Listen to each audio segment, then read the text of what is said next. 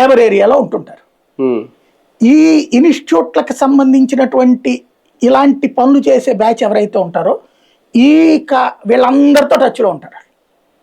మందు కొడుతుంటారు, అప్పుడప్పుడు కూర్చుంటుంటారు. ఇదంతా పేపర్ రాగానే సో పేపర్, వాళ్ళకి ఏదో ఏ పేపర్ కూడా తెలియదు, చదువు కూడా రాదు. ఫస్ట్ వీళ్ళు ఎట్ట చేస్తారంటే ఆ లీక్ అయిన పేపర్ గురించి చెప్పుకొచ్చారు.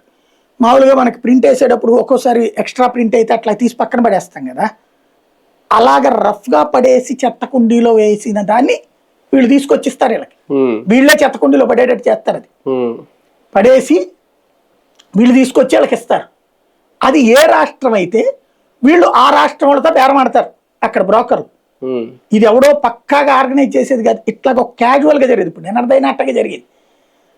ఒక స్టూడెంట్ తండ్రి తన బిడ్డ ఆర్డినరీ పాస్ తప్పించి లేడు, అతన్ని పాస్ చేయించడం కోసం వేసిన స్కెచ్లో భాగం ఈ పేపర్ తయారు చేసే వాళ్ళతో పరిచయం ఉండి సంపాదించాడు.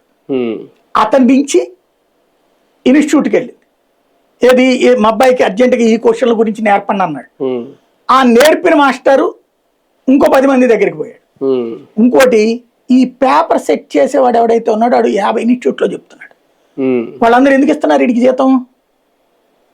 వారానికి నెలకు ఒక క్లాసే, కానీ వాడికి ఎందుకు ఇస్తున్నారంటే ఇందుకోసమే.